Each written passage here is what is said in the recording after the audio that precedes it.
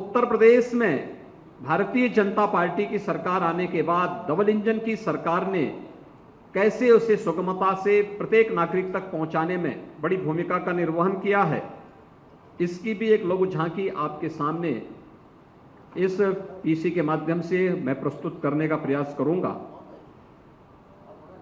हम सब जानते हैं कि रोटी, कपड़ा और मकान के नारे आजादी के बाद से लगते रहे हैं और हर एक व्यक्ति के जीवन में ये नारे लगते थे, हर एक व्यक्ति के जीवन में, कि उसके लिए 3 बुनियादी सुविधाएं बहुत आवश्यक हैं।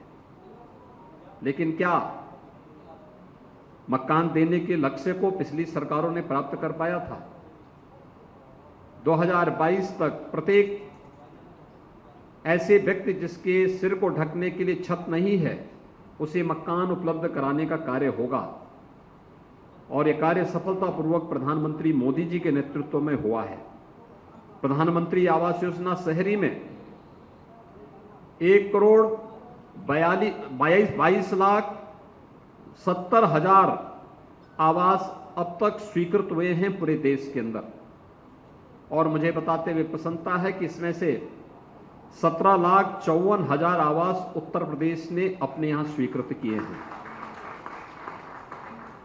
प्रधानमंत्री आवास योजना ग्रामीण में 2,55,00,000 गरीबों को एक एक आवास उपलब्ध हुए। तो उत्तर प्रदेश में प्रधानमंत्री आवास योजना ग्रामीण में 26,16,000 गरीबों को एक एक आवास उपलब्ध करवाने में अब तक हमें सफलता प्राप्त हुई। तो बहुत सारे ऐसे तबके थे जो आजादी के बाद भी विभिन्न योजनाओं से वंचित थे।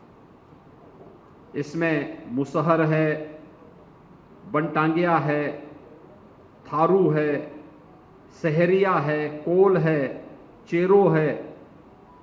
इन जातियों के लिए हम लोगों ने राज्य में मुख्यमंत्री आवास योजना लागू की और मुख्यमंत्री आवास योजना में हम उत्तर प्रदेश के अंदर इन गरीब परिवारों को 1,08,652 परिवारों को भी एक एक आवास अतिरिक्त उपलब्ध करवा चुके हैं। स्वच्छ भारत मिशन ये केवल स्वच्छता का ही नहीं बल्कि ये नारी गरिमा का प्रतीक भी बना।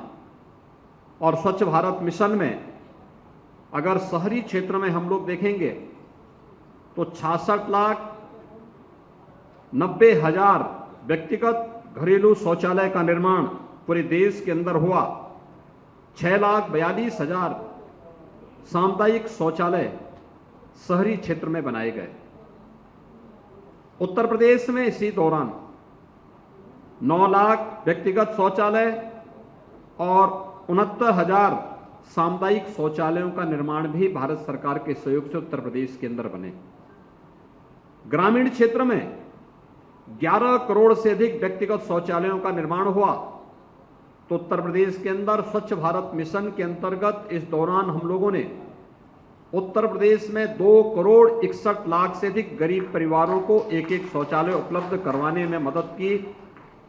और अगर हम लोग सामुदायिक शौचालय की बात ग्रामीण क्षेत्र में करेंगे तो 57,527 ऐसे सामुदायिक शौचालयों का निर्माण भी ग्रामीण क्षेत्र में उपलब्ध करवाने के साथ साथ उसमें एक एक महिला को, जो महिला स्वयंसेवी समूह है, उन्हें रोजगार उपलब्ध करवाने में भी हम लोगों ने उसके माध्यम से मदद की। जिसमें एक सामुदायिक शौचालय में एक परिवार जब उसके साथ जुड़ता है तो 9,000 रुपये महीने उसे शासन की ओर से उपलब्ध कराए जाते हैं उसकी देखभाल और उसकी व्यवस्था के संचालन के लिए।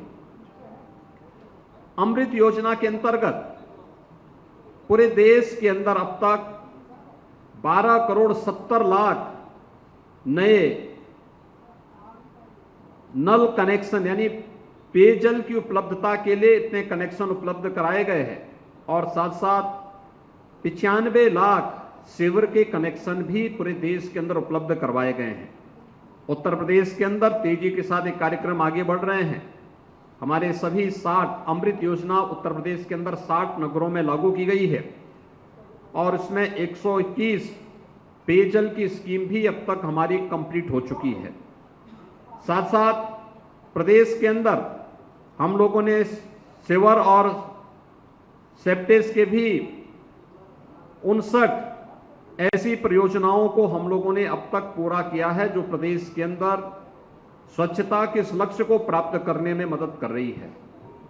जल जीवन मिशन 2024 तक हर घर नल की योजना से आच्छादित करने की प्रधानमंत्री मोदी जी की महत्वाकांक्षी योजना है। देश के अंदर युद्ध स्तर पर एक कार्यक्रम लागू हुआ है और उत्तर प्रदेश ने बुंदेलखंड के सभी 7 जनपदों में, बिंद क्षेत्र के मिर्जापुर और सोनभद्र जनपद में, जहां इस योजना को लागू किया है, और हमारा प्रयास है कि दिसंबर 2022 तक इन जनपदों के प्रत्येक ग्राम पंचायत के प्रत्येक घर तक पाइप पेयजल की स्कीम को हम लोग वहां क्रियान्वित कर देंगे। और इसके साथ ही द्वितीय चरण में 66 जनपदों के 33,000 ग्राम पंचायतों में भी इस योजना को सफलतापूर्वक लागू करने की कार्रवाई को प्रदेश सरकार ने आगे बढ़ा दिया है। प्रधानमंत्री सौभाग्य योजना, आजादी के बाद भी देश के अंदर लगभग 3 करोड़ परिवार ऐसे थे जिनके पास अपना विद्युत का कनेक्शन नहीं था, और हम सब आभारी हैं प्रधानमंत्री मोदी जी के, जिन्होंने प्रधानमंत्री सौभाग्य योजना के अंतर्गत हर एक घर में विद्युत पहुंचाने का कार्य किया।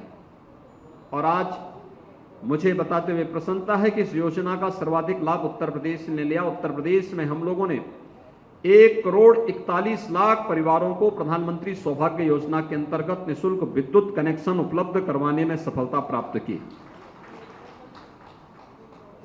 समृद्ध किसान तो समृद्ध भारत,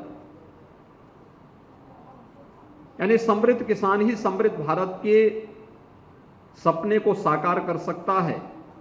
और यह कार्य विगत 8 वर्ष के अंदर अन्नदाता किसानों को मिले सम्मान के माध्यम से उसकी आमदनी में हुई बढ़ोतरी इसका उदाहरण है। पहली बार आजादी के बाद लागत का 1.5 गुना एमएसपी अन्नदाता किसानों को प्राप्त हो, यह भी देखने को मिल रहा है। प्रधानमंत्री किसान सम्मान निधि में आपने देखा होगा कि 11 करोड़ 78 लाख किसान इस योजना से पूरे देश के अंदर लाभान्वित हो रहे हैं, और उत्तर प्रदेश के अंदर 2 करोड़ 55 लाख किसान इस योजना से जुड़ चुके हैं। 11वीं किस्त भी उन्हें अब कल प्रधानमंत्री जी के कर कमलों से 2 करोड़ 55 लाख किसानों को उत्तर प्रदेश को प्राप्त हो चुका है। और अब तक उत्तर प्रदेश के अंदर 47,397 करोड़ 48 लाख रुपए अन्नदाता किसानों के खाते में सीधे प्रधानमंत्री मोदी जी के कर कमलों से उपलब्ध हो चुका है। सॉयल हेल्थ कार्ड, हम सब इस बात को जानते हैं कि जो धरती माता हमें अन्न उपलब्ध कराती है, पूरी मानवता का पेट भरती है, उसके स्वास्थ्य के परीक्षण की कभी चिंता नहीं की गई। 2014 में प्रधानमंत्री मोदी जी ने सॉयल हेल्थ कार्ड की अनिवार्यता को लागू किया। देश के अंदर 23 करोड़ सॉयल हेल्थ कार्ड जारी किए गए, और उत्तर प्रदेश के अंदर 3 crore 76 lakh soil health card Uttar Pradesh के अन्नदाता किसानों को उपलब्ध करवाया गया।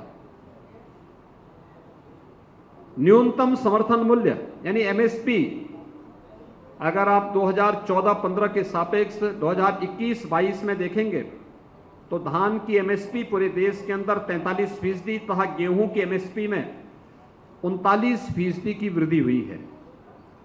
उत्तर प्रदेश के अंदर 5 वर्षों में हम लोगों ने अन्नदाता किसानों से जो गेहूं क्रय किया, इसके बदले में 40,159 रुपये 40,159 करोड़ रुपए का भुगतान सीधे अन्नदाता किसानों को किया गया। और धान क्रय जो अन्नदाता किसानों से हुआ है, उसमें उन्हें 50,420 करोड़ रुपए का भुगतान अन्नदाता किसानों के खाते में डीबीटी के माध्यम से शासन ने सीधे भेजने का कार्य किया।